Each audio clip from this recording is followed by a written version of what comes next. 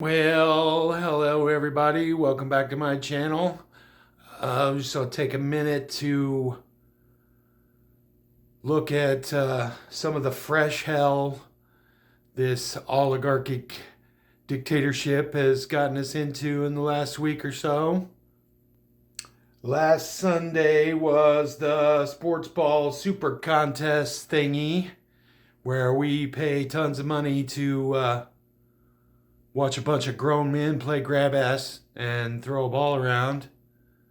But as President Elon is looking for waste, fraud, and abuse in the government, the felon in chief can't stand for anything to not be about him for 5 seconds. So he had to waste $20 million of the taxpayers' money to fly a dozen of his cronies down to the game. And on the way, he had to sign a proclamation about changing the name of the body of water off the coast of Louisiana and Florida. And the executive order changing the name wasn't enough. He had to make a proclamation that officially designates February 9th as the day of the thing. No one is ever not gonna call that the Gulf of Mexico. In 4 years, hopefully when you're not the president anymore, we'll revert back to the Gulf of Mexico. And just because you got a couple of maps and Google and whatever to change it, there's an international committee that changes the names of geographical things and bodies of water, and you can't just do that with an executive order. It's a bunch of bullshit. And what we should call it is the Gulf of Distraction, because that's pretty much what it is. It's just him throwing his authoritarian might around a little bit and trying to get everybody riled up so we stop paying attention to the things that they're actually doing. But that's just one tiny little rant about all of this stuff. This weekend, he wasted another $5 million of taxpayer money going to the NASCAR race, whatever it is. And like a Make-A-Wish kid wanted to drive his little limousine around the track. Oh, I hope it was fun, you dumbass. Anyway, back to the sports ball game. He was booed roundly, and Fox changed the sound so it sounds like he was cheered. So even a lot of left-wing news outlets have seen that clip and think that he was cheered. And I've seen the videos. He was rightly booed, for sure. What else happened? Travis Kelce, in their press conference before the game, was asked what he thought about the president coming, and poor guy's kind of between a rock and a hard place, because some thought that he should have defended his girlfriend a little better, but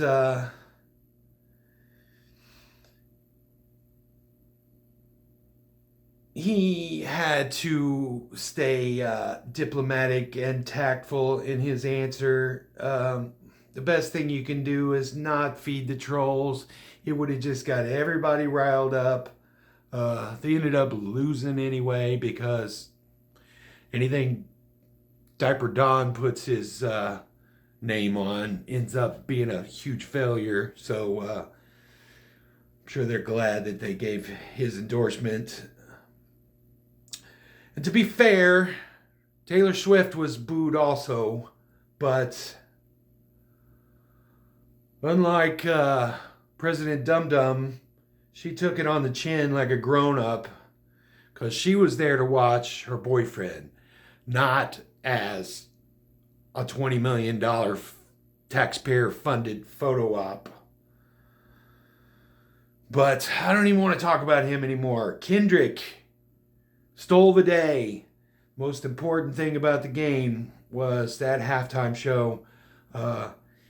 He embedded the show with many Easter eggs and hidden meanings that I'm not even going to get into right here. You can find all of those online. And take some of it with a grain of salt because they get a little wackadoodle. And I get that there actually was a lot of hidden meanings in the stuff, but some of them just get kind of crazy.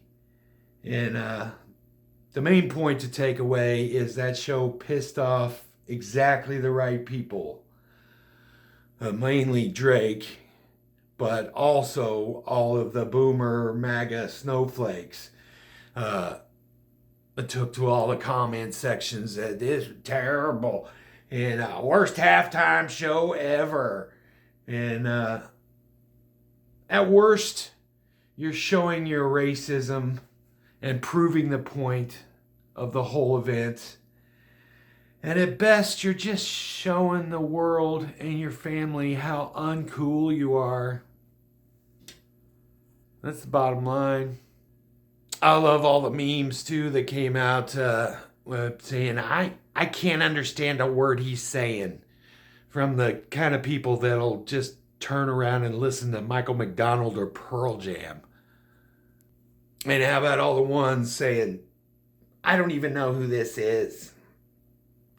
Well, he had one of the most popular songs of last year, and he's one of the most important artists of all time. So maybe turn off your Kid Rock and your 38 special and pay attention, because being ignorant of the world around you is not the flex you think it is. And unfortunately, tangentially, we have to talk about Kanye a little bit. He's recently got the idea from Elon Musk that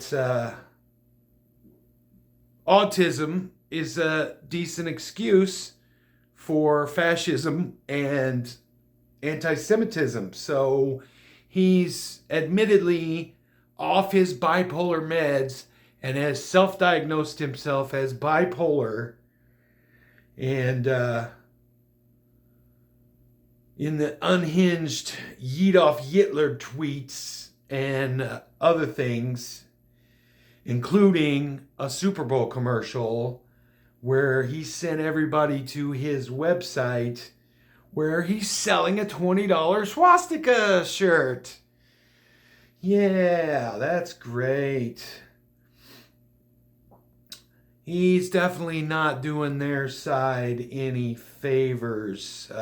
So it's a win-win for us.